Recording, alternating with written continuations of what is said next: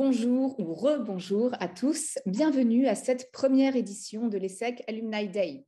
Je suis Virginie Sachs, ESSEC 2009 et cofondatrice de Companium et je suis votre maîtresse de cérémonie aujourd'hui. C'est la toute première fois qu'ESSEC Alumni organise un événement de cette envergure. L'ambition de l'association est de rassembler la communauté ESSEC, étudiants, diplômés, professeurs, personnels, du monde entier, de Singapour à New York, en passant par Paris, en ligne et en personne, pour agir pour le bien commun.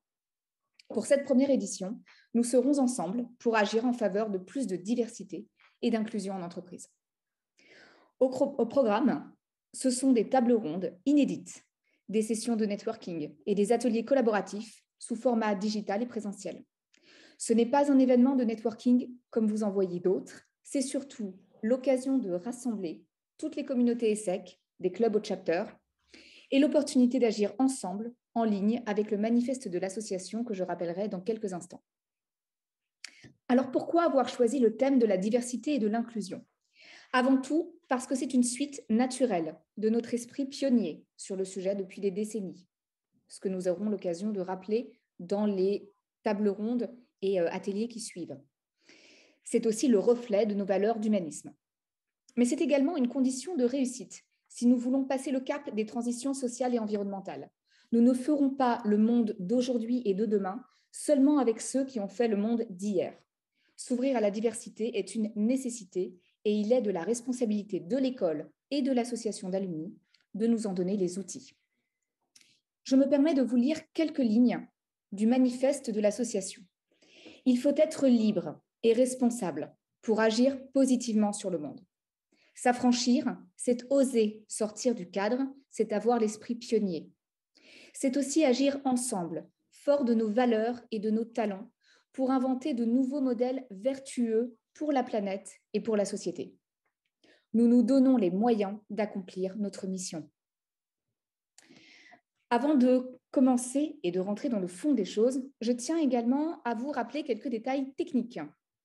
Pour une navigation optimale, tout d'abord, nous vous recommandons d'utiliser votre ordinateur plutôt qu'un smartphone ou une tablette et les navigateurs Google Chrome ou Microsoft Edge. La traduction en direct sera disponible pour la table ronde.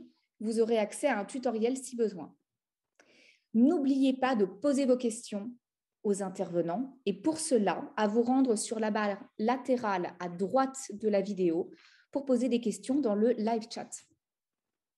Vous pouvez garder un souvenir mémorable de cet événement. Pour cela, vous pouvez prendre une photo de vous lors de la table ronde, du networking, de l'atelier collaboratif qui suit et scanner le QR code qui s'est affiché en bas de l'écran pour envoyer directement votre photo sur l'espace galerie. Enfin, vous avez accès à un support technique sur l'adresse event@essecalumniday.com que je rappellerai dans le live chat dans un instant. C'est parti, nous allons donc lancer une séquence riche faite d'une table ronde, d'un networking digital et d'un atelier collaboratif avec un expert de la diversité. La table ronde qui suit s'intitule « Discrimination positive dans les entreprises nord-américaines, un modèle à suivre ». Point d'interrogation, c'est bien la question. Elle sera modérée par Anne-Claire Pache, directrice de la stratégie et de l'engagement sociétal de l'ESSEC. Elle donnera la parole, par ordre alphabétique, à Benjamin Aptan, Raphaël Lalo et Stéphane Philippe, qu'elle présentera dans un instant. La table ronde durera 40 minutes et sera suivie d'un temps d'échange avec les intervenants. Je vous encourage donc à poser toutes vos questions sur le live chat et à rester après la table ronde pour le networking digital qui vous donnera l'occasion de rencontrer d'autres alumni pendant 7 minutes. Je vous retrouverai avant cela pour clore les échanges sur la table ronde. Je vous laisse en compagnie de Vincenzo Vinzi, directeur général de l'ESSEC Business School. Vidéo maestro. Bonjour à toutes et à tous. Je suis très heureux de vous accueillir à la première édition d'ESSEC Alumni Day, sous le signe de la diversité et de l'inclusion. Bienvenue à tous. Agir pour la diversité, c'est contribuer à une société véritablement inclusive où chaque individu trouve pleinement sa place dans le respect de ses singularités. L'ESSEC a été créé en 1907 sur des valeurs d'humanisme et de responsabilité. Et la diversité est indissociable de notre ADN. En tant que grande école, nous avons une double responsabilité. celle de créer les conditions de la diversité à notre sein, mais aussi celle d'accompagner tous les étudiants dans leur diversité vers la réussite académique et professionnelle, en leur permettant de mettre leur singularité au service de la performance pour avoir un impact positif. Car la diversité n'est jamais un obstacle. Au contraire, elle est source d'innovation, d'équilibre et de créativité. Elle est un facteur de performance globale au sein même de nos entreprises et organisations.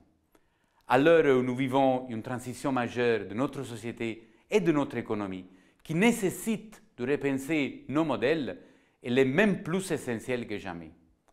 Les entreprises l'ont d'ailleurs bien compris. En témoigne le nombre croissant de celles qui nous consultent pour accélérer sur leurs projets diversité et inclusion. Vous le savez sans doute, l'ESSEC est pionnière depuis plus de 20 ans en matière de diversité avec de nombreuses initiatives. Le Centre Égalité, Diversité, Inclusion, qui a vu naître des programmes emblématiques comme Une grande école, pourquoi pas moi, et dont l'ensemble des actions touche aujourd'hui plus de 80 000 jeunes en France. La chaire Innovation et Entrepreneuriat social, la première du genre, permettant à des entrepreneurs de tous les milieux de saisir leurs chances. Ou encore le travail accompli sur l'égalité femmes-hommes avec par exemple le parcours exécutif Women Be Board Ready, visant à favoriser la parité dans les conseils d'administration. Pionniers il y a 20 ans, nous le sommes toujours aujourd'hui. Et l'ESSEC accélère. Notre école s'applique à elle-même ses propres recommandations. À titre d'exemple, nous avons accéléré la diversité de notre recrutement en sensibilisant les jurys aux enjeux de discrimination et nous formons désormais tous nos étudiants au rapport à l'altérité grâce à des outils performants, et notamment la fresque de la diversité. Développée par l'ESSEC en s'inspirant de la fresque du climat, elle vise à construire un socle commun de compréhension sur la diversité et l'inclusion. De quels enjeux parlons-nous? Comment se mettre en mouvement? Quelles sont les solutions? Aujourd'hui, ce sont 57 écoles qui sont clientes de la fresque de la diversité, sans compter les entreprises qui nous sollicitent pour l'animer au sein de leur équipe. Et ce n'est que le début. Je vous invite vivement à la découvrir aujourd'hui ou à prendre contact avec l'école pour l'animer avec vos collaborateurs. Il est temps pour moi de vous laisser en compagnie de nos intervenants de renom, avec, pour finir, un seul message. En repartant de cette journée, demandez-vous quelle action vous pouvez mettre en place dès demain pour être plus inclusif. Et si vous souhaitez en faire plus, l'ESSEC sera là pour vous accompagner. Je vous souhaite un excellent ESSEC Alumni Day. Vous êtes toutes et tous ESSEC dans votre diversité et vous êtes tous notre raison d'être et notre fierté.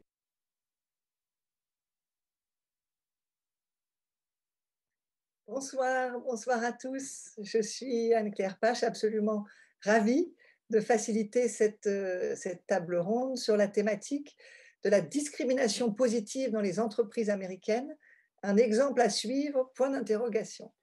Alors, la discrimination positive, qui est issue du terme américain affirmative action, elle a émergé en fait aux États-Unis dans les années 60 environ, comme une manière de tenter de corriger les très fortes inégalités qui existaient toujours dans la société américaine, notamment pour les populations noires américaines suite à l'esclavage. Concrètement, la pratique d'affirmative action, elle consiste à reconnaître des inégalités de traitement structurelles pour des populations données, que ce soit des personnes qui ont une origine on va dire ethnique spécifique, des personnes avec un genre, des femmes notamment, et donc de créer pour ces catégories de personnes un traitement spécifique favorable de façon temporaire dans le but de rétablir l'égalité des chances. Dans les entreprises, constatant malheureusement un certain nombre d'inégalités, de difficultés de certains profils de collaborateurs à accéder à certains postes ou à certaines responsabilités. On peut penser à des personnes issues de la diversité, on peut penser à des femmes notamment. Des entreprises sont amenées, notamment dans le contexte américain, à favoriser leur accès à des postes spécifiques avec des pratiques de recrutement, avec des pratiques de formation, des pratiques de promotion spécifiques ciblées sur ces populations pour essayer de corriger les effets structurels de ces inégalités. Alors, dans le contexte français, où la valeur républicaine d'universalisme, qui se refuse finalement de catégoriser des citoyens sur la base de leurs origines culturelles ou sur la base de leur genre, sur la base de éventuellement leur observance religieuse, la pratique pose question. Le terme utilisé, d'ailleurs, affirmative action en anglais, discrimination positive dans sa traduction française, montre bien combien, dans le contexte français, la pratique peut poser question. Et donc, on a vocation ce soir à approfondir ce sujet et à se poser la question: la pratique de discrimination positive telle qu'elle est pratiquée dans les entreprises américaines est-elle ou pas, et à quelles conditions, un exemple à suivre? Alors, pour répondre à cette question, on a la grande chance d'être accompagné par 3 personnes expertes qui vont apporter des perspectives extrêmement complémentaires sur le sujet. On a d'abord, et par ordre alphabétique, Benjamin Aptan, qui est le fondateur de Towards Anti-Racism Now, qui est un cabinet qui accompagne les organisations pour progresser sur le sujet du racisme. Bonsoir Benjamin. Donc Benjamin a notamment la grande richesse d'être d'abord un diplômé de l'ESSEC, mais également d'avoir passé une grande partie de sa carrière aux États-Unis et donc d'avoir une vraie compréhension de ces pratiques de discrimination positive dans le contexte américain, mais aussi une vraie connaissance de l'écosystème français et de pouvoir du coup nous aider à décrypter un petit peu ces pratiques. On a ensuite Raphaël Lalo, qui est diplômée de la Grande École, dont j'ai eu la chance de la croiser dans mes salles de cours. Et elle est aujourd'hui, Raphaël, directrice de la diversité et de l'inclusion chez Ubisoft, qui est une entreprise de jeux vidéo. Et elle dirige cette activité pour l'Europe, le Moyen-Orient et l'Asie. Raphaël, un grand bonsoir. Grand bonsoir et bonsoir à toutes et tous. Et puis, nous accueillons aussi Stéphane Philippe, qui est le fondateur d'Equality, qui est un cabinet de conseil spécialisé sur les sujets de diversité et d'inclusion. Stéphane, qui connaît bien du coup le cadre français spécifique de ces pratiques. Stéphane, merci d'être avec nous ce soir. Bonsoir à toutes et à tous. Alors, avant de commencer notre discussion et le débat éventuel sur le sujet, je voudrais simplement, à titre à la fois d'introduction et d'inspiration, vous proposer qu'on regarde une petite vidéo. C'est 1 minute qui a été produite par des élèves actuels de l'ESSEC qui suivent aujourd'hui dans le programme Grande École en première année un séminaire qui s'appelle « Comprendre et changer le monde ». Et dans ce cadre-là, ils ont réfléchi et travaillé sur ce sujet de diversité et d'inclusion. Et donc, c'est assez inspirant d'entendre ce qu'ils ont à nous dire sur ce sujet en quelques minutes. Donc, je propose qu'on regarde tout de suite la vidéo. Dans le monde actuel, la diversité et l'inclusion ne peuvent demeurer des problématiques de société. Il est nécessaire d'accepter la diversité et d'en faire une véritable force pour les entreprises. Nous refusons que nos collègues soient victimes de barrières morales ou physiques. Nous aspirons à un monde de l'entreprise qui lève ses barrières et qui offre à chacun la possibilité d'un épanouissement professionnel. Her türlü çeşitliliği entegre etmek için iş alırken veya günlük işlerde klişelerin kaldırılması savunuyoruz. Nous voulons respecter toutes les formes de diversité, visibles, invisibles ou acquises, car elles façonnent chaque individualité et constituent notre société. Nous aspirons à la mise en place de politiques d'inclusion concrètes et authentiques en entreprise. Nous sommes convaincus que l'entreprise doit être un lieu d'écoute et de respect et doit être capable de s'adapter aux singularités. Nous croyons fermement que les leaders doivent jouer un rôle central dans ces politiques. Il est de leur responsabilité d'impulser le changement nécessaire pour un environnement professionnel plus inclusif. Ayons un impact, engageons-nous. Ayons un impact, engageons-nous. Ayons un impact, engageons-nous.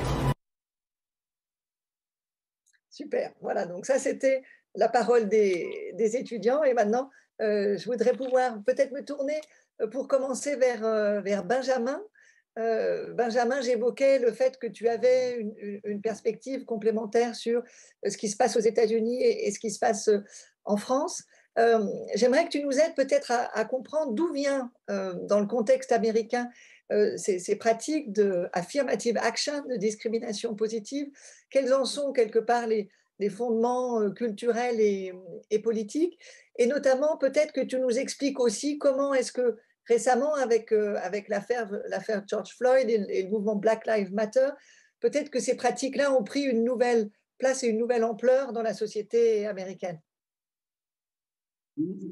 Alors, les États-Unis sont, parfois on l'oublie, mais sont un pays qui a été construit par des Européens persécutés, qui a été construit sur l'extermination d'une population, les Native Americans, et grâce à l'esclavage, à la réduction en esclavage d'Africains qui ont été kidnappés d'Afrique. C'est très présent dans la culture populaire américaine, c'est présent dans l'histoire américaine, c'est présent dans la plupart des institutions, c'est présent dans beaucoup de politiques publiques. Et le mouvement des droits civiques dans les années 60 intervient pour faire en sorte qu'il y ait plus d'égalité. Affirmative action, ça apparaît en effet dans les années 60, la première fois dans une loi de Kennedy en 61, puis après par Johnson en 62, pour faire en sorte de rétablir quelque chose qui est fondamentalement cassé et faire en sorte qu'il y ait plus d'égalité entre les citoyens, pour faire en sorte que les promesses de la Constitution américaine soient respectées. C'est donc particulièrement ancré culturellement aux États-Unis, à la fois dans une égalité qui vient depuis l'origine et les fondations, et à la fois dans une habitude qu'on a de voir les individus comme faisant partie de communautés qui sont identifiées racialement parce qu'elles ont été identifiées racialement depuis le fondement de l'histoire des États-Unis. Il s'est passé quelque chose d'assez fondamental après le meurtre de George Floyd et le développement du mouvement Black Lives Matter, c'est qu'il y a eu une prise de conscience quasi générale aux États-Unis de la nécessité de faire en sorte d'aller 1, 2, 3, 4, 5 pas plus loin. L'affirmative action, ça a été pendant longtemps, principalement dans les institutions universitaires et également dans l'administration publique. Là, il y a un mouvement pour faire en sorte que les efforts pour l'égalité soient également pour les fondations, soient également dans les ONG, soient également dans les entreprises. Et pour la première fois dans les manifestations après le meurtre de George Floyd, il y a eu beaucoup de personnes qui s'identifiaient comme blanches qui étaient présentes. Moi, je suis allé dans beaucoup de manifestations dans différentes villes, c'était très marquant et c'était très présent. Il y a eu beaucoup de réseaux, d'universités, d'écoles, beaucoup de structures, beaucoup de gens qui, à leur niveau, se sont saisis du sujet pour essayer de commencer une discussion et parler, bien souvent pour la première fois, de ces sujets-là, s'y intéresser, se documenter et se poser la question de savoir comment faire en sorte pour faire plus de progrès. Donc, il y a eu beaucoup d'argent qui a été injecté dans beaucoup d'organisations des droits civils. Il y a eu beaucoup d'efforts qui ont été déployés sur différentes modalités dans les entreprises pour faire en sorte d'être à la hauteur du moment de cette prise de conscience. Deux ans après, il y a eu pas mal de déceptions parce qu'il y a beaucoup de politiques qui ont été menées et qui n'ont pas tenu compte d'éléments fondamentaux. Il y a aussi beaucoup de progrès dans certaines entreprises notamment. Il y a vraiment quelque chose, en tout cas, qui a changé et qui fait qu'il y a un temps peut-être d'avance aux États-Unis en termes de pratique, en termes de déception, mais aussi en termes de succès par rapport à ce qu'il y a en Europe. Est-ce que tu peux nous donner des exemples très concrets de mesures qui ont pu être prises dans des entreprises américaines en phase avec cette politique d'affirmative action, notamment, on va dire, dans la période post-George Floyd? Bien sûr. Alors, assez visuellement et assez simplement, il y a eu une vague immense de recrutement de personnes pour s'occuper des questions de DEI, Diversity, Equity, Inclusion. Ces personnes-là étaient tout le temps issues des minorités, avec l'objectif de communication et aussi idéalement de contenu, d'avoir une femme noire, potentiellement homosexuelle, qui regroupait toutes les catégorisations visibles de discrimination. Ça a entraîné un changement visuel, ça a entraîné un changement dans certaines entreprises, ça a aussi parfois entraîné un retour et une déception parce qu'il n'y avait pas forcément de soutien institutionnel pour que ces personnes-là puissent mener du changement. parce qu'il n'y a pas forcément, je dirais, la patience qu'il y a pour faire en sorte que ces personnes-là puissent arriver à un certain résultat, parce qu'aussi ces personnes-là, si elles ont une expérience vécue du racisme, n'avaient pas forcément des compétences en antiracisme ni en transformation des organisations. Donc, je dirais, l'attention particulière qu'il y a eu sur les dimensions, les identités portées par les personnes mises en responsabilité et était particulièrement fort. Je dirais, par contraste, en France, on a une difficulté à reconnaître ces éléments-là. Par contre, il y a eu peut-être une minoration d'autres éléments en termes de possibilités de transformation d'une organisation qui font que dans certains cas, il y a un an et demi après, une déception et que parfois, justement, par un effet un peu pervers, eh bien, on pointe du doigt les personnes qui ont été nommées et qui, dit-on, n'ont pas été capables de mener un changement, alors qu'en réalité, les raisons sont beaucoup plus profondes et beaucoup plus larges. Donc, on a peut-être traité le sujet de manière un peu trop symbolique, sans nécessairement créer les conditions beaucoup plus systémiques, au-delà de nommer la bonne personne, pour réussir réellement à transformer. En quelques mots, Benjamin, est-ce qu'il existe des études ou est-ce que toi, tu as une capacité à nous dire aujourd'hui, oui, la discrimination positive dans les entreprises américaines est quelque chose qui a permis le progrès, qui a permis plus d'égalité, qui permet de pointer et finalement de résoudre un certain nombre de problèmes systémiques? Il y a eu beaucoup de mesures qui ont été prises dans les entreprises américaines. Il y a une dimension aux États-Unis de manière générale plus expérimentale qu'il peut y avoir en France. C'est-à-dire on teste, on observe et ce qui marche, on continue sans essayer d'avoir a priori une bonne réponse conceptuelle par rapport à ça.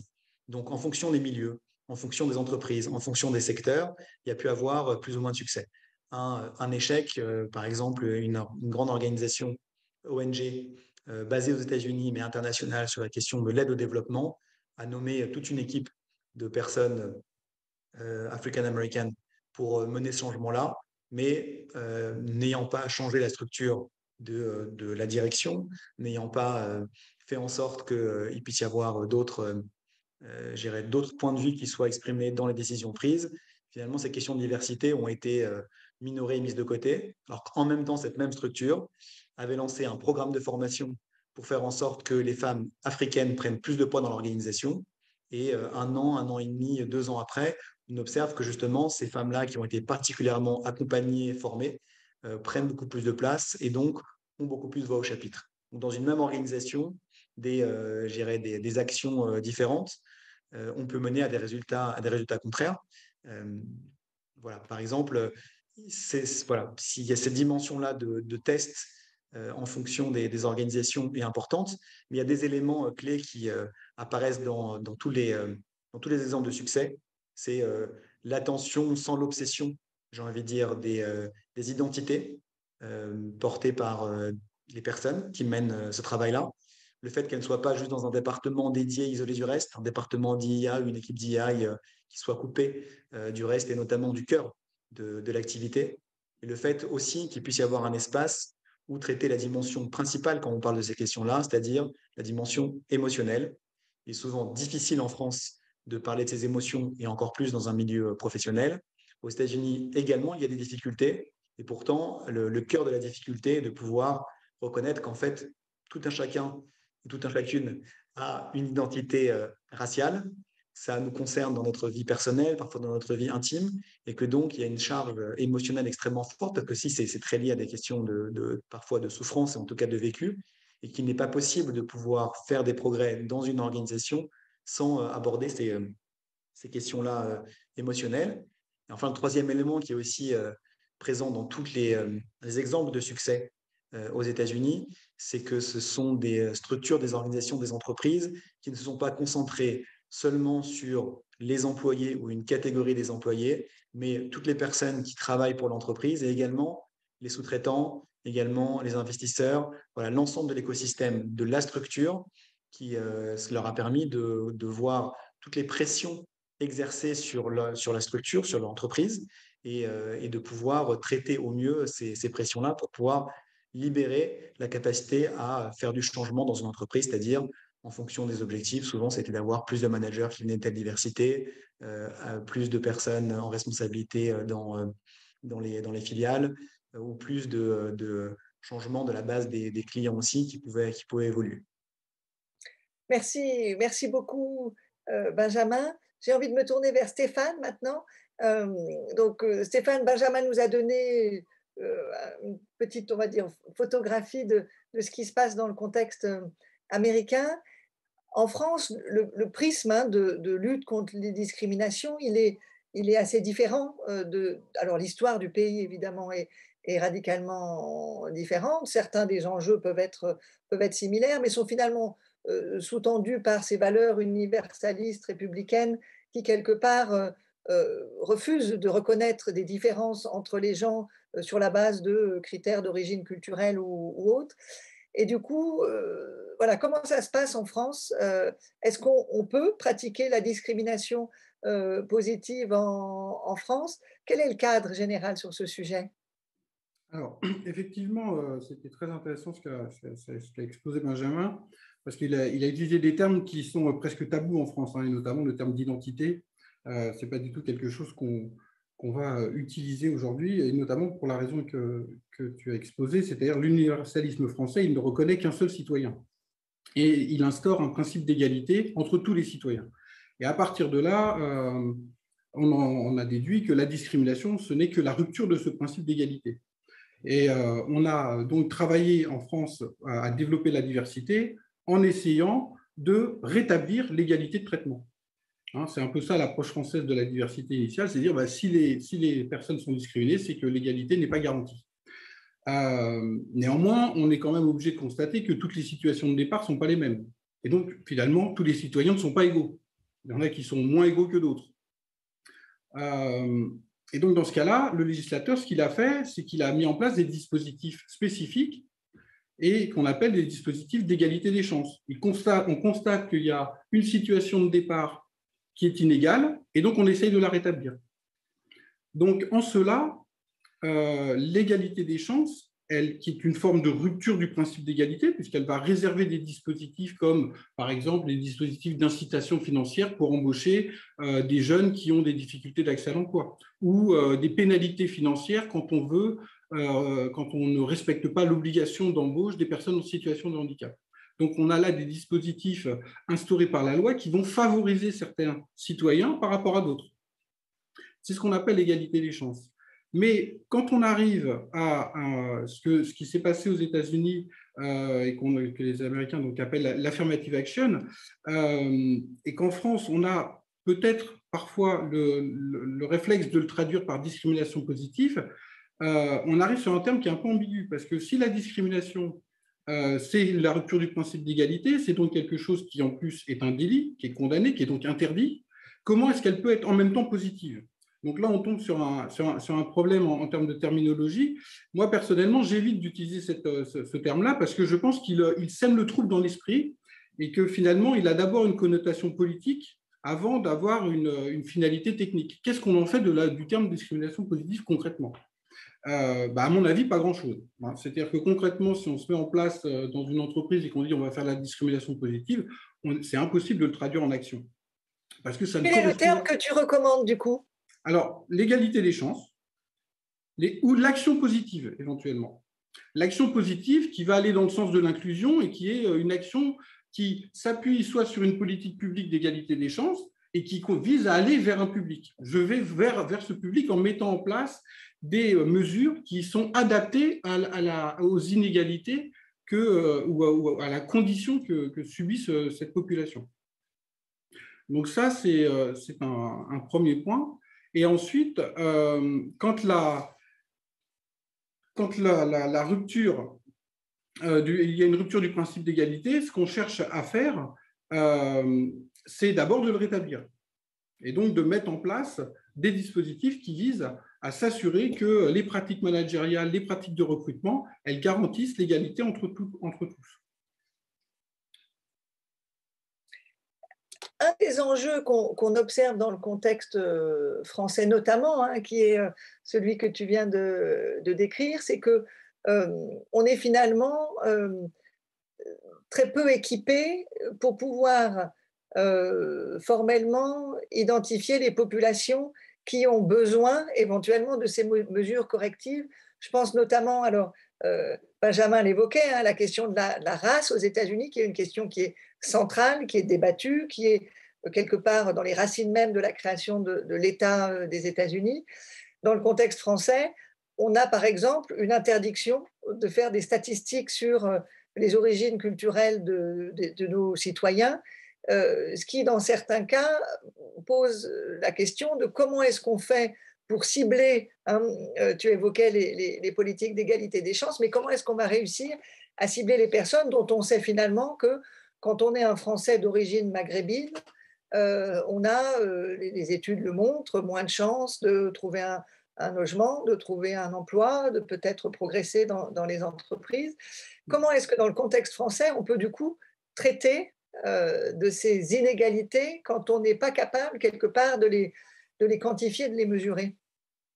Alors, tu as tout à fait raison en disant qu'il faut bien distinguer la situation particulière des statistiques ou des données chiffrées en raison des critères ethno-raciaux des autres, parce qu'on peut compter les hommes et les femmes, on peut compter des personnes en situation de handicap, on peut compter des personnes en raison des situations d'âge, on peut même aussi savoir mettre en place des dispositifs en raison de l'adresse ou des lieux de résidence des gens s'ils habitent dans des quartiers qui ont une mauvaise réputation ou qui sont réputés pour justement avoir des populations qui sont en situation fortement défavorable socialement.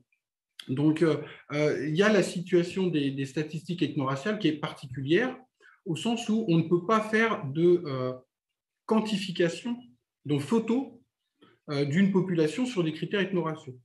En tout cas, pas dans le cadre de l'entreprise, ça c'est sûr, mais et donc c'est assez bien encadré, mais il y a des choses qui sont possibles de faire. Il est tout à fait possible de faire des enquêtes sur le ressenti, et donc d'interroger les collaborateurs d'une entreprise sur leur ressenti d'appartenance sur des critères ethno-raciaux.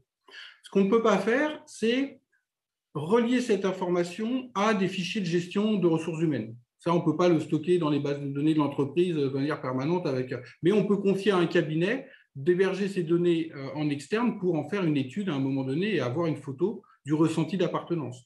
On peut aussi faire des études pour mesurer l'égalité de traitement dans les process de ressources humaines, que ce soit de recrutement, de management, d'accès aux formations, de promotion.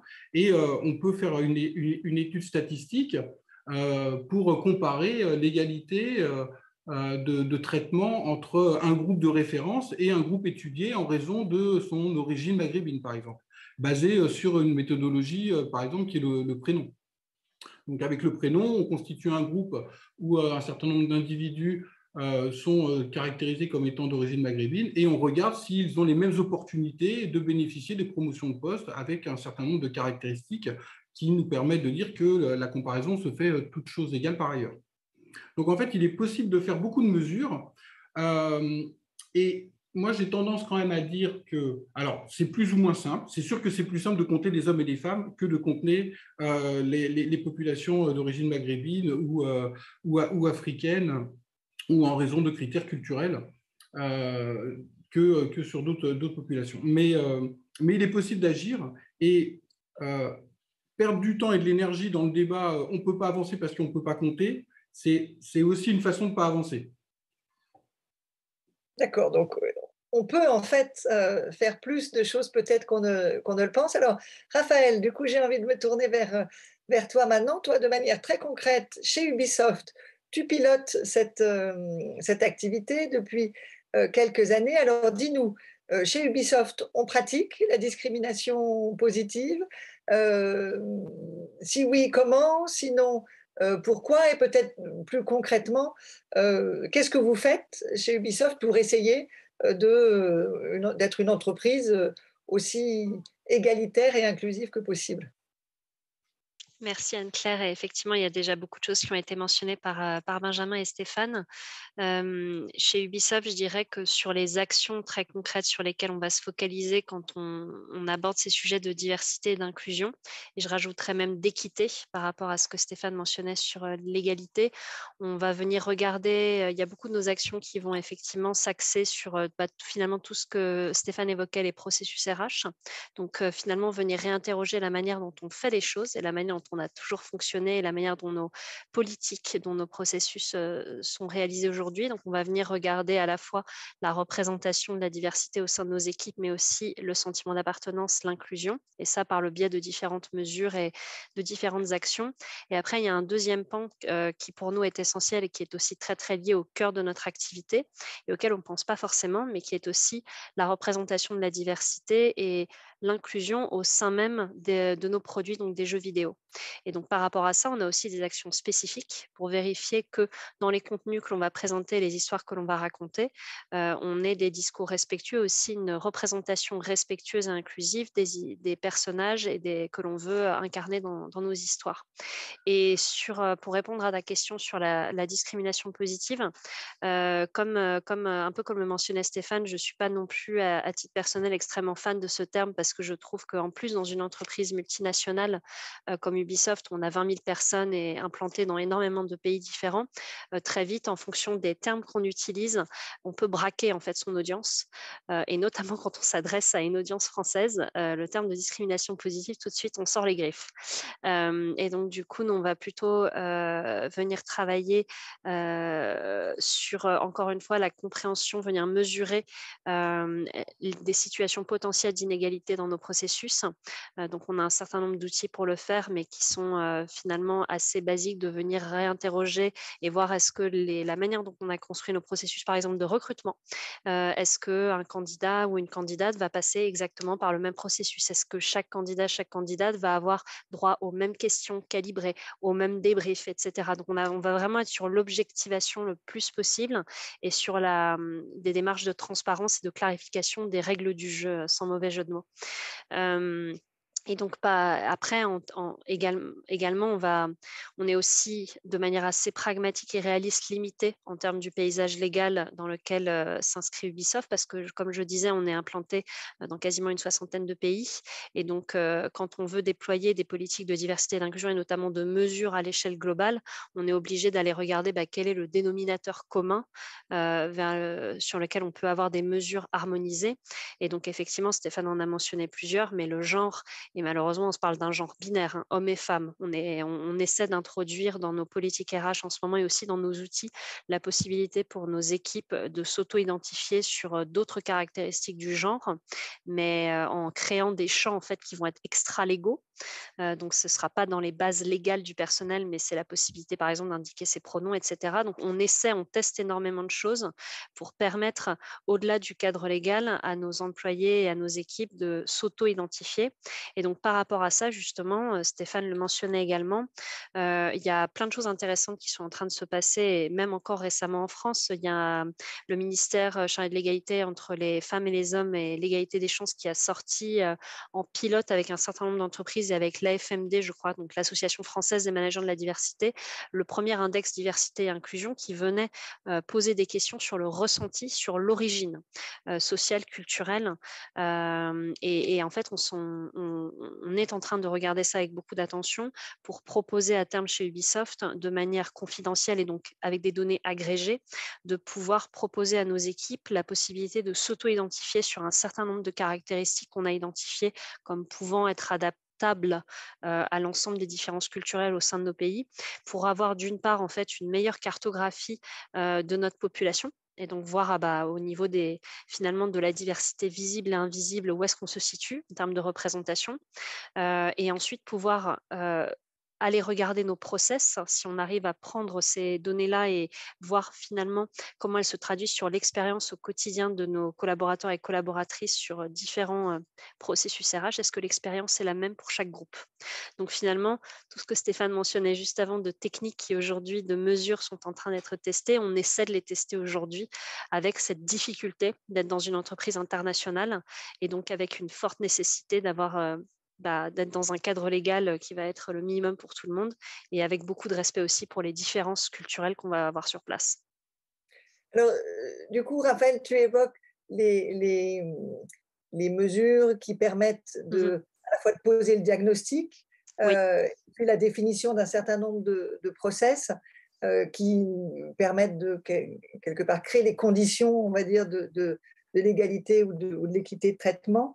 Est-ce que ça vous est arrivé de prendre des mesures spécifiques pour des catégories de collaborateurs spécifiques, que ce soit des femmes, que ce soit des personnes avec un certain âge ou des personnes de certaines origines, pour essayer de répondre justement à peut-être l'observation que dans vos pratiques actuelles, ces personnes-là souffrent d'inégalités de traitement? Effectivement, alors on a des actions ciblées. Alors je dirais que la manière de l'approcher va dépendre des pays, mais typiquement sur la question du genre et donc encore une fois de manière assez binaire sur la question des femmes. Déjà, rien qu'en France, et notre siège social est basé en France, on a un certain nombre d'obligations annuelles avec les plans d'égalité professionnelle qui nous invitent à aller explorer toutes les dimensions de la vie au sein de l'entreprise, depuis la promotion en passant par le recrutement, la rémunération, etc., pour s'assurer qu'on a une certaine égalité. Et notamment, il y a certaines démarches en termes de recrutement qui nous sont possibles à partir du moment où on les inscrit dans les plans d'égalité professionnelle. On entend souvent « Ah mais oui, mais en France, on ne peut pas faire de mesures et on ne peut pas faire finalement, encore une fois, de discrimination positive envers telle ou telle population parce que c'est interdit ». En fait, sur le recrutement spécifique sur certaines familles professionnelles, il y a un guide très bien fait par le défenseur des droits sur Recruter sans discriminer qui explicite que si la nécessité s'il y a une nécessité métier, si on note qu'il y a véritablement une pénurie d'un genre dans une famille professionnelle, des actions spécifiques de recrutement peuvent être justifiées. Alors encore une fois, il faut prendre ça avec prudence, mais c'est vrai que du coup, sur la question du recrutement en France, on a pu par exemple, pour certains de nos studios, faire des sessions de portes ouvertes à destination des femmes pour venir découvrir les métiers. On a pu faire des actions aussi sur certaines familles professionnelles où malheureusement dans le monde du jeu vidéo, on souffre d'un cruel de représentation des femmes, pour n'en citer que deux, la programmation et ce qu'on appelle le game design. On a vraiment, on cherche à attirer des femmes dans ces métiers et donc on a proposé aussi des programmes sur ces deux familles professionnelles avec du mentorat proposé par des personnes d'Ubisoft pour venir encore une fois sensibiliser et attirer dans ces métiers. Donc sur certaines populations, on peut avoir des actions spécifiques. Et après, je citerai peut-être un dernier exemple qui est assez nouveau chez nous et qui, alors je ne sais pas s'il permet factuellement de dire qu'on a une action spécifique sur certaines populations, mais on note depuis 2 ans chez Ubisoft et on a créé un programme pour soutenir ce mouvement, l'apparition, enfin la multiplication de ce qu'on appelle les Employee Resource Group ou les groupes ressources d'employés qui sont très très largement répandus dans le monde anglo-saxon et je pense que Benjamin pourrait en parler très largement. C'est des groupes en fait créés et gérés par des employés sur la base d'une identité partagée, d'expériences communes qui peuvent à la fois inclure des membres d'une même communauté et des alliés. Mais chez Ubisoft, on a vu une croissance exponentielle ces dernières années. Et donc, quelque part, on a des groupes en fait autogérés d'employés qui s'identifient à certaines caractéristiques sans même que l'employeur finalement et demander à ce que ça se crée. Et donc, nous, ça nous permet, je vais en citer que quelques-uns, mais par exemple, là, tout récemment, en France, encore une fois, on a un groupe qui s'est créé qui s'appelle Nubi, et donc c'est employés noirs chez Ubisoft. Ce qui, en France, était quand même un sacré truc. Et ils se sont posés énormément de questions quand ils ont créé ce groupe sur justement quelle allait être la perception. Et ça a quand même cette vertu, alors pour nous, en termes employeurs, de venir prendre le pouls de ces communautés, et via finalement un moyen qu'on n'aurait jamais eu avant. Ces groupes ont aussi des sessions avec notre top management, donc avec notre CEO de manière chaque trimestre, il est à l'écoute de maintenant les 7 grands groupes globaux qu'on peut avoir.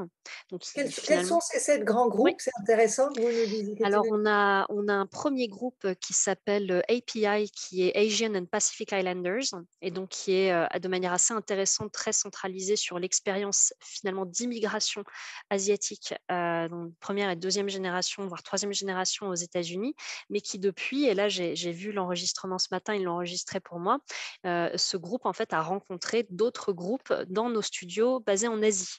Donc finalement, c'est l'expérience immigration et l'expérience native, du coup, en Asie, où ils se sont parlé pour voir finalement qu'est-ce qu'ils pouvaient faire ensemble. Donc cette fameuse approche intersectionnelle. On a donc ce groupe-là. On a un groupe, j'essaie de ne pas les oublier, qui s'appelle Black Employees at Ubisoft, donc assez clair.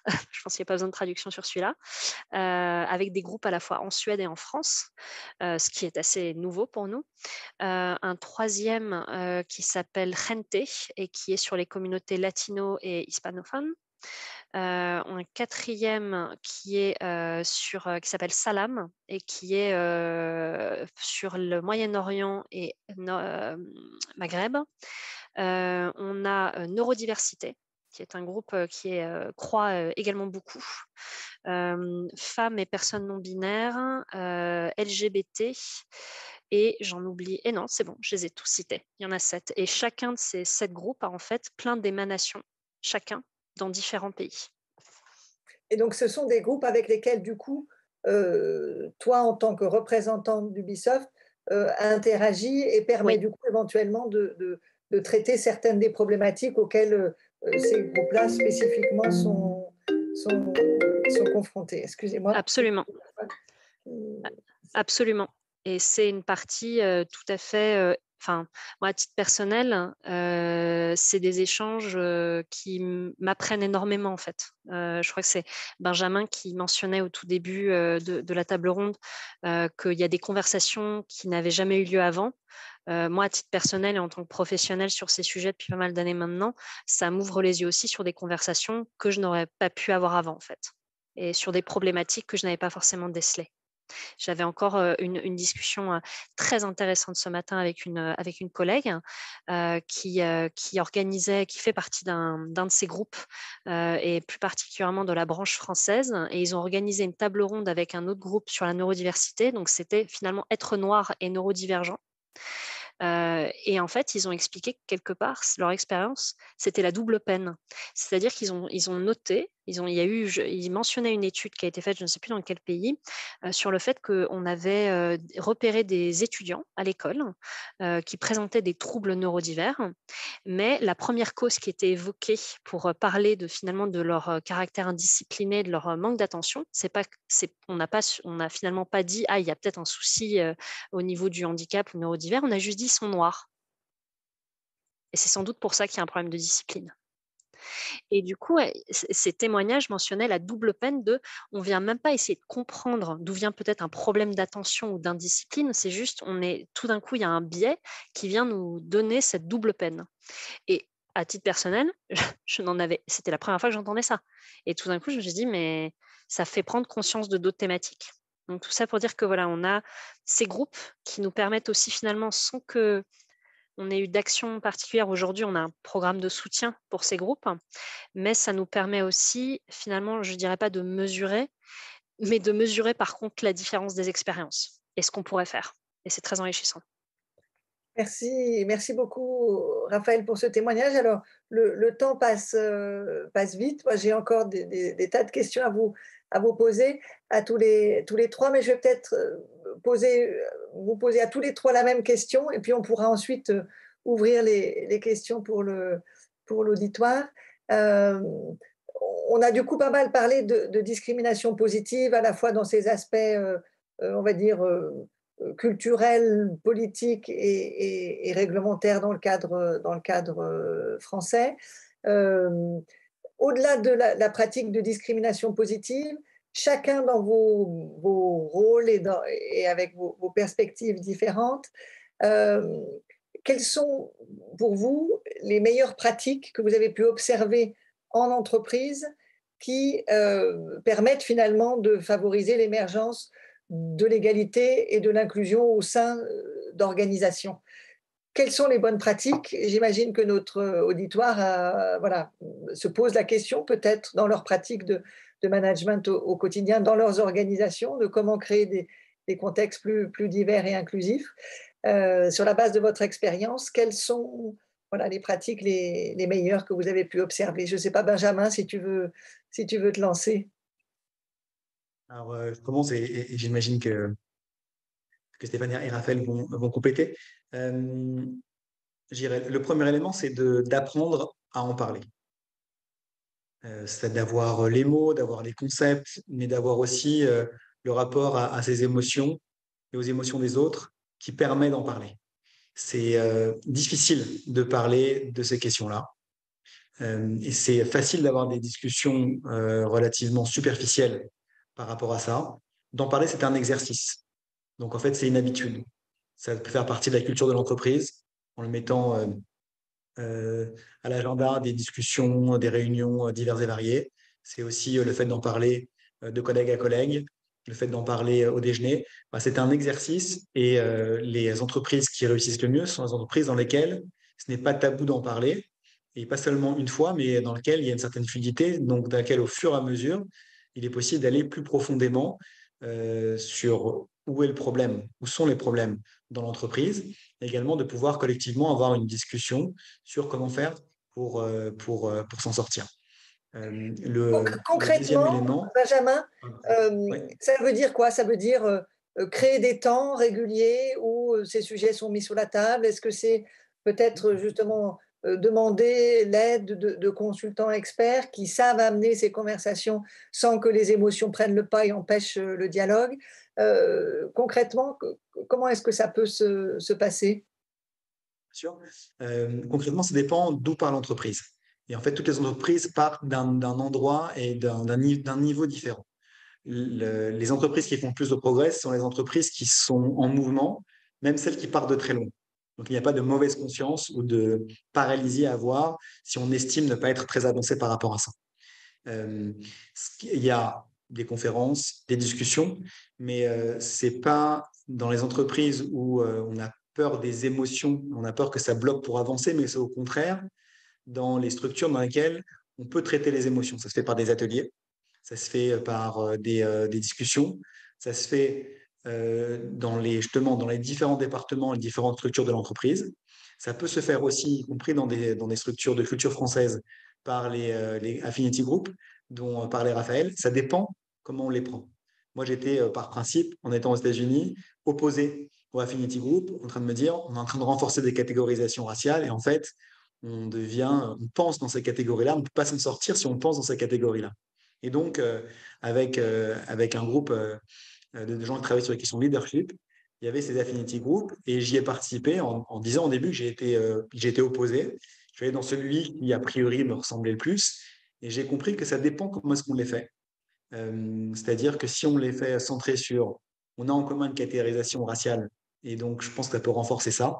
Par contre, si c'est autour d'une expérience partagée et qu'on est là pour partager une expérience, être entendu et au fur et à mesure trouver les bons mots pour se les dire à soi-même et les dire aux autres, dans ce cas-là, ça peut être très positif et totalement cohérent par rapport à une approche plutôt française. Donc, dans les entreprises de culture française qui ont adopté ces groupes-là avec cet état d'esprit, dans ce cas-là, il y a une possibilité de pouvoir en parler et de pouvoir amener un changement.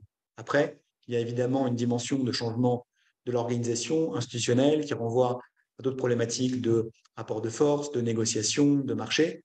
Il faut mettre en lumière tout ça et prendre tout cela en compte pour pouvoir faire en sorte d'amener ces transformations.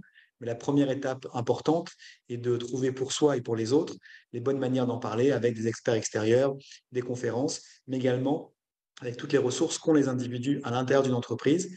Et comme tout le monde a une expérience par rapport à ça, très différente, évidemment, de trouver la manière de pouvoir s'en parler et de s'exercer à en parler en petit groupe, en grand groupe, dans son équipe, dans le groupe de manière générale, c'est une étape fondamentale et la première.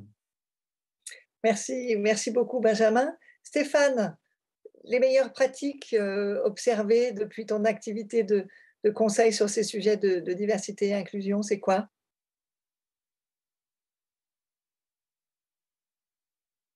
Ah, Stéphane, on ne t'entend pas. Pardon, j'avais coupé le son.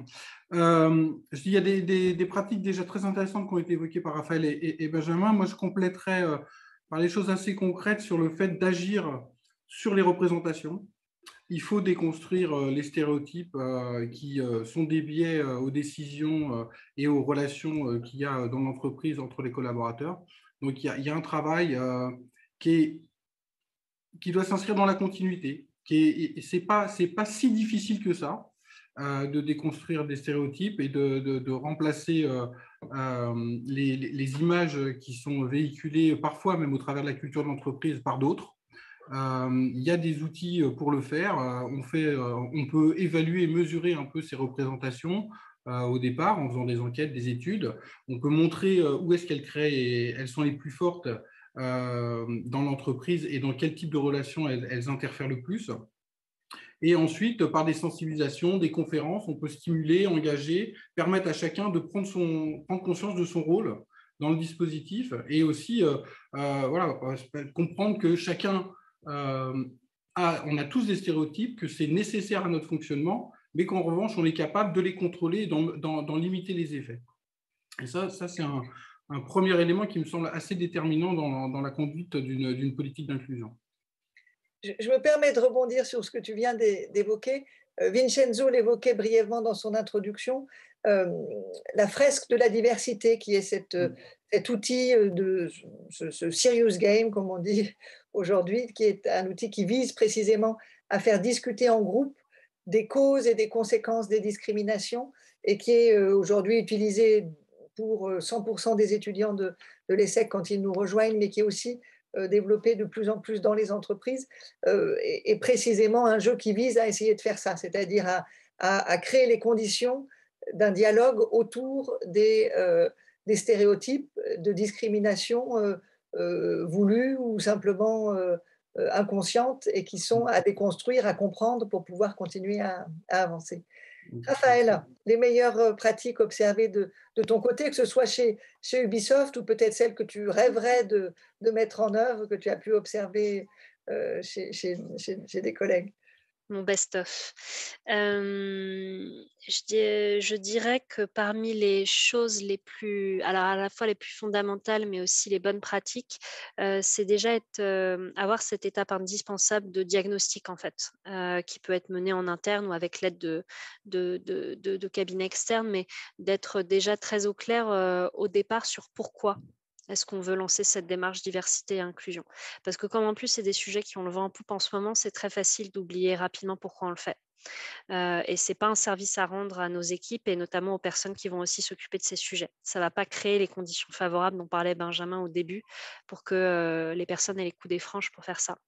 Donc, c'est déjà être très au clair sur cette étape de diagnostic, donc écouter l'expérience finalement des personnes au sein de l'entreprise, embarquer finalement et travailler avec la direction, mais pas que la direction. Ça peut être aussi avec les managers, parce que finalement, c'est aussi le quotidien avec les managers qui est le plus important, parce que c'est les managers qui font le quotidien de la plupart des équipes. Réfléchir à partir de cette photo, voilà où on en est, où est-ce qu'on a envie d'aller et comment on y va. Et du coup, avoir une stratégie sur ces sujets qui soit extrêmement claire, communiquée et, si possible, parmi les bonnes pratiques, liée au cœur de métier de l'entreprise. Donc, c'est finalement un peu la tarte à la crème de ce qu'on entend sur beaucoup de choses qui sont aussi liées à la RSE, c'est que ça fait davantage de sens quand c'est lié aussi au cœur de la machine. Mais nous, souvent, quand on parle de ces sujets, moi, je vois la différence aujourd'hui ou auparavant, quand j'ai démarré sur ces sujets chez Ubisoft, j'étais au cœur d'une équipe RH. Là, aujourd'hui, je suis au cœur d'une équipe qui n'a pas seulement les sujets RH dans son escarcelle, mais qui a également les sujets de contenu et d'accessibilité de nos jeux. La réception que j'ai n'est pas la même, parce que je vais pouvoir aussi parler du produit et de pourquoi c'est absolument fondamental de travailler de ces sujets sur le niveau produit. C'est vraiment finalement comme une démarche environnementale. Si c'est juste traité par un département, ça n'a pas de sens. Si en revanche, ça infuse vraiment dans finalement dans toutes les branches de l'entreprise, là, ça a vraiment du sens. Et du coup, quand on pense à la puissance des jeux vidéo, comme objet culturel, et la responsabilité qui sont aujourd'hui utilisés par notamment les jeunes générations. La représentation effectivement des hommes, des femmes, des personnes dans les jeux, elle est fondamentale pour finalement lutter, ou malheureusement créer ou lutter contre les discriminations. Oui, oui, absolument. Et je trouve que souvent, je veux dire, on se dit, ah, c'est du jeu. Donc, c'est pas forcément quelque chose de très sérieux. Mais en fait, c'est des médias. C'est le jeu vidéo aujourd'hui, c'est la première entreprise culturelle mondiale, en fait. Et donc, ça représente des millions d'utilisateurs et d'utilisatrices. Et donc, il y a véritablement un impact.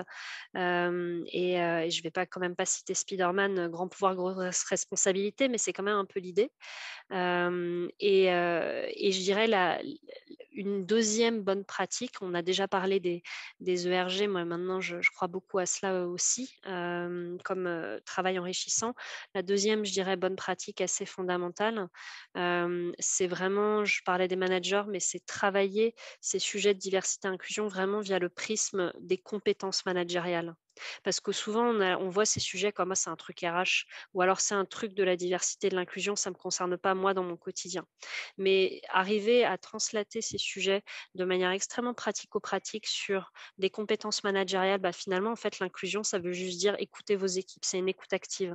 Ça veut dire être attentif au développement de vos équipes. Ça veut dire faire en sorte que vos équipes soient plus engagées et restent. Tout de suite, ça devient beaucoup plus concret. Et là, encore récemment, chez Ubisoft, on a fait ce travail de clarifier une notion finalement aussi basique, mais finalement pas si facile à expliquer. Qu'est-ce que ça veut dire être un manager ou une manager ou un leader empathique? C'est un peu des buzzwords qu'on entend souvent aussi dans des conférences RH, c'est le leadership inclusif, le leader empathique. Mais finalement, quand on veut décrire spécifiquement en compétences et en comportement observable ce que ça veut dire l'empathie, c'est pas si simple. Et pourtant, c'est là que l'inclusion se joue. Et donc, vraiment, travailler par ce biais des compétences pour rendre les sujets accessibles, pour moi, c'est aussi, je dirais, une bonne pratique assez fondamentale, si je devais en résumer deux.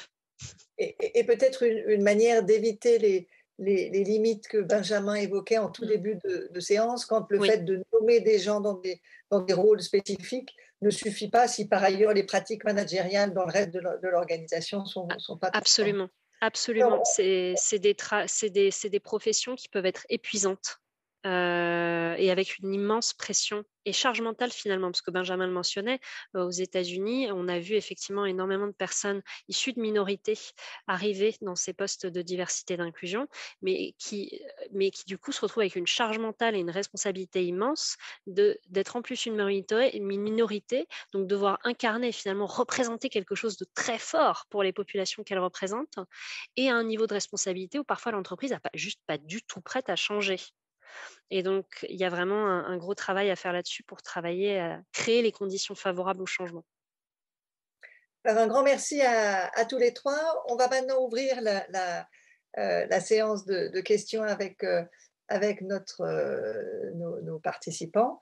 Il y a déjà quelques questions. Donc, une première qui est en continuité directe de ce qu'on vient d'évoquer, c'est une question plutôt pour Benjamin. Est-ce que la nouvelle politique américaine après l'incident de George Floyd a donné des résultats palpables sur le terrain? Benjamin. L'incident, c'est donc le meurtre de George Floyd. Je ne sais pas ce qu'on entend par nouvelle politique américaine.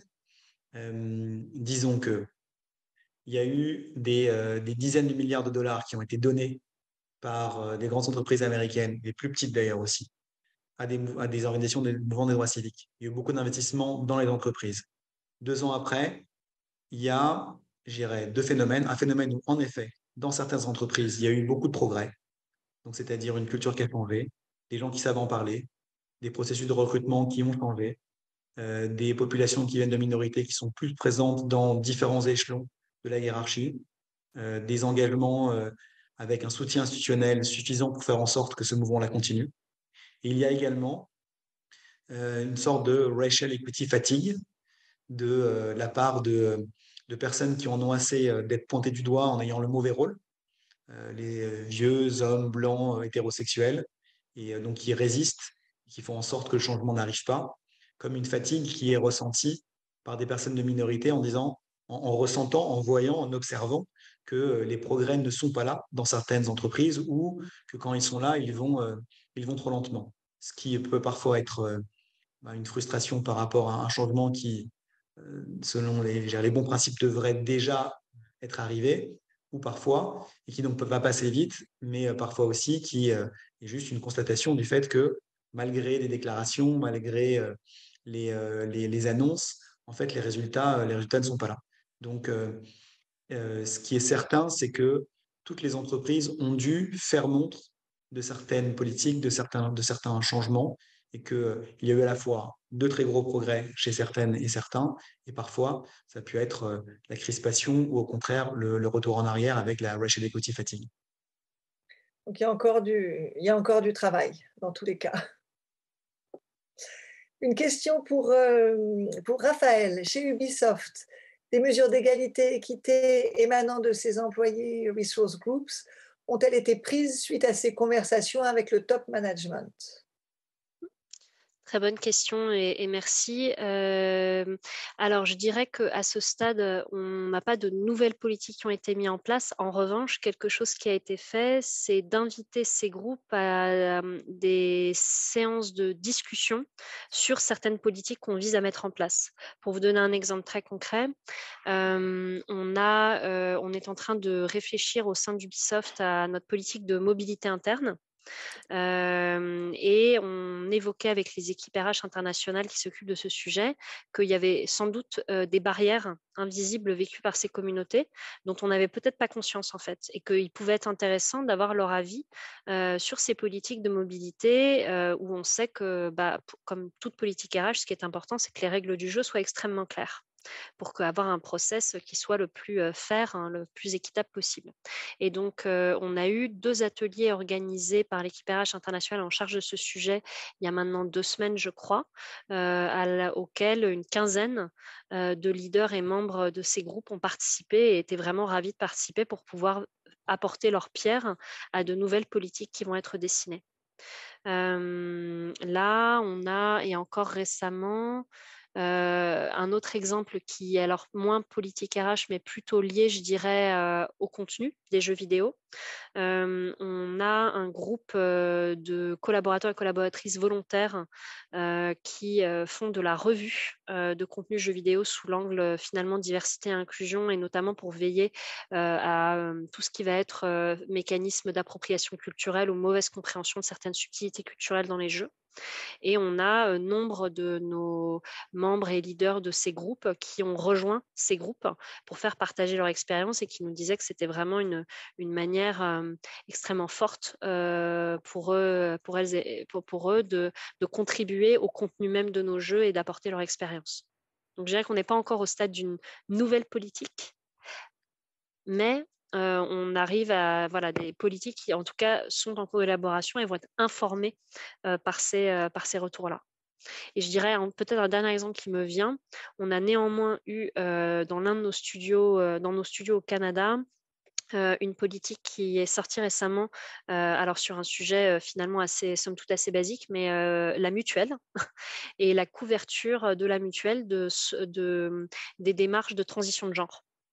Parce qu'en France, on n'y pense pas nécessairement, mais on a souvent dans les entreprises des mutuelles qui couvrent une grande partie des soins que peuvent nécessiter une transition de genre si on décide d'aller au bout de certaines procédures. Ce n'est pas le cas dans tous les pays. Et donc, du coup, le groupe LGBT que l'on a au Canada avait de mémoire largement poussé pour que cette mutuelle finalement se voit enrichie de nouveaux bénéfices qui prennent en compte spécifiquement cette situation. Merci Raphaël. Alors n'hésitez pas à poser des questions complémentaires. On a encore quelques minutes. Moi, je vais peut-être poser une question complémentaire à Raphaël sur justement les challenges spécifiques liés à la gestion de ces questions à l'échelle globale, puisque tu pilotes ces activités pour l'Europe, pour le Moyen-Orient, pour la zone Asie. On peut imaginer que les perceptions de ces sujets-là, le vécu, les enjeux, les questions qui se posent soient très différentes dans ces différents pays. Comment, quand on est dans ta position, on gère cette complexité-là? C'est un travail de tous les instants. Je dirais qu'à titre personnel, c'est un très gros challenge, notamment disons que chaque jour, je suis amenée à me poser la question de ai-je eu la bonne approche pour ce sujet particulier. Je vous donne un exemple très concret où vraiment, je peux le dire honnêtement, à la sortie de cet atelier, je ne me suis pas sentie bien. Je me suis dit, tiens, je n'ai pas fait un travail de profondeur sur l'approche culturelle qu'il aurait fallu pour cette zone. On m'a demandé, pour l'un de nos studios indiens, ils ont créé un comité diversité, où ils sont vraiment passés par un processus de recrutement assez impressionnant pour recruter 9 personnes de cultures très différentes au sein de leur studio pour avoir ce comité d'employés qui va donner son avis sur ces sujets. Et ils m'ont demandé d'organiser un atelier sur la notion d'allié, donc allyship.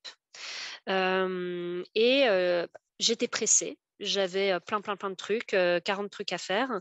Et du coup, je me suis dit, bah, tiens, je vais utiliser un atelier que j'ai déjà fait pour tel pays et qui reprend des notions. Je l'ai vu marcher dans différents pays.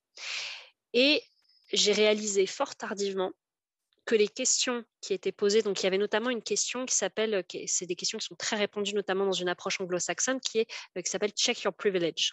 Donc, qui est venir checker, finalement, identifier sa propre culture et ce qui nous constitue. Est-ce que nous-mêmes, on a eu des barrières au quotidien? Je crois qu'il y a quelques organisations d'éducation populaire en France qui proposent ces quiz qui sont assez intéressants.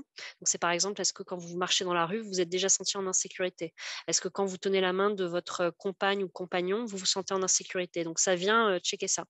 Et en fait, je me suis rendu compte qu'il y avait plein de questions qui n'étaient absolument pas appropriées pour le contexte indien, voire qui était carrément à côté de la plaque au niveau du wording. Le seul truc que j'avais vérifié, c'est qu'on ne parle pas de caste.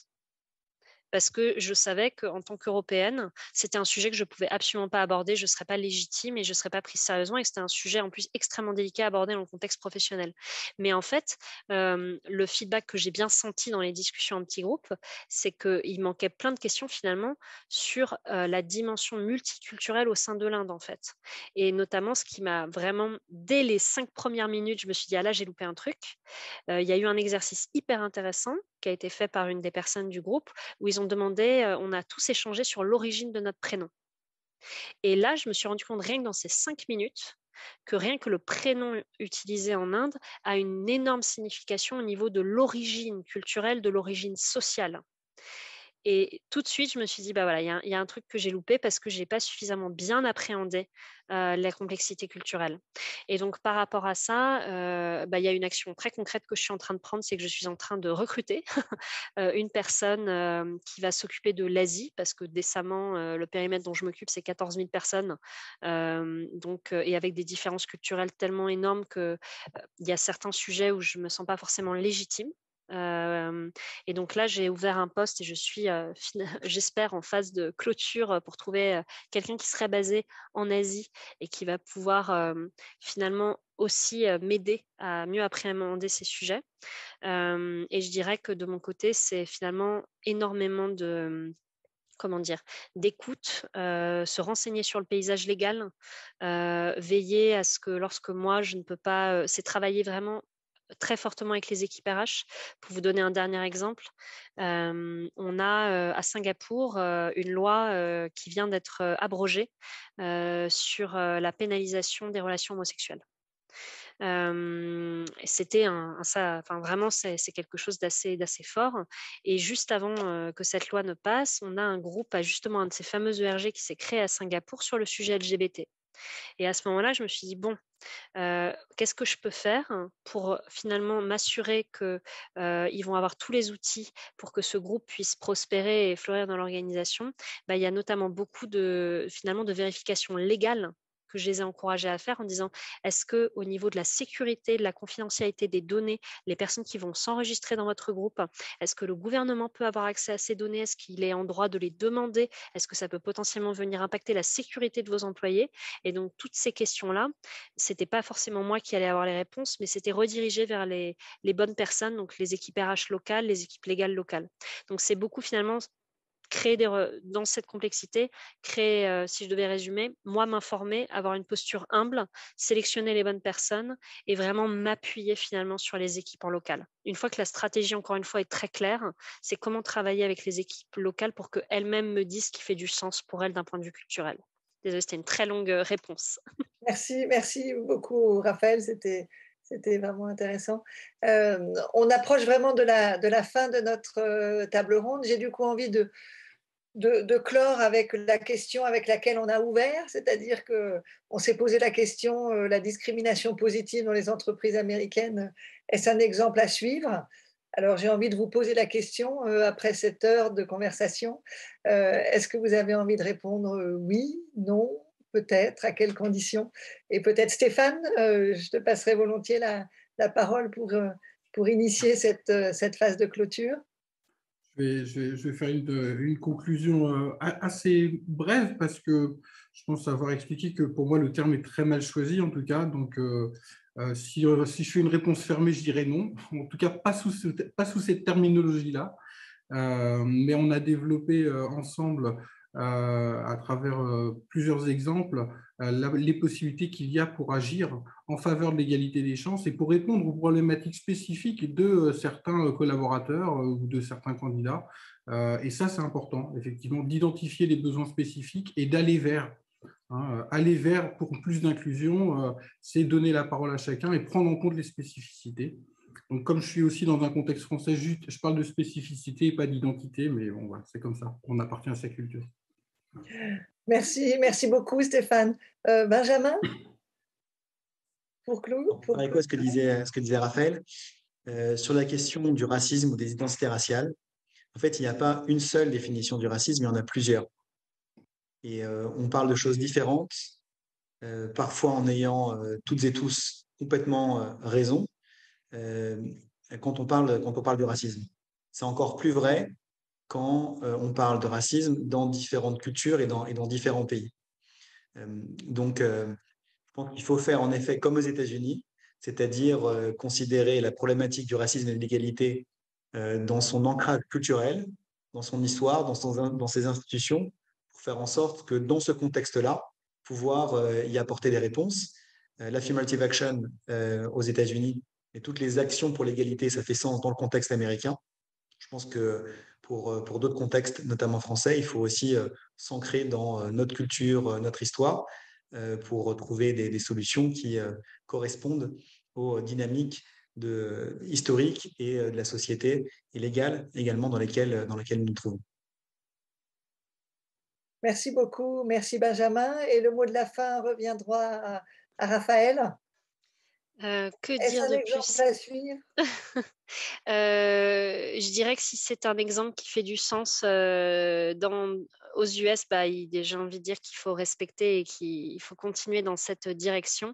Et pour les autres pays et d'autres démarches, finalement, comme le disait Benjamin, être à l'écoute de ce qui va faire du sens dans les autres pays pour s'adapter finalement, parce qu'on veut tous que ces sujets avancent. Donc, peu importe finalement la méthode pourvu qu'on avance. Donc, prenons la méthode qui va fonctionner avec la sensibilité culturelle du pays. En revanche, une chose à laquelle moi je crois profondément, c'est que si on ne mesure pas, il ne se passera rien. Et que donc, tant qu'on n'a pas de mesure, via peut-être des enquêtes d'engagement, via de l'auto-identification avec des rapports anonymes agrégés, malheureusement, il ne se passe souvent pas grand-chose. Donc, la mesure, oui.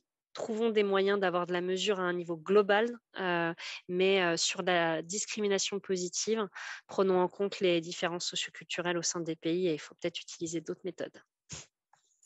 Un grand merci à tous les trois. Alors, on a eu de nouvelles questions, mais malheureusement, notre temps imparti est écoulé. Et donc, désolé pour les participants à qui on n'aura pas pu répondre. Un grand merci à Benjamin, à Stéphane, à Raphaël pour cette conversation que j'ai personnellement trouvée passionnante. Et j'espère que ça aura été aussi le cas pour nos auditeurs. À très bientôt. Bonsoir à tous. Bonsoir et merci. Merci Claire. Au revoir.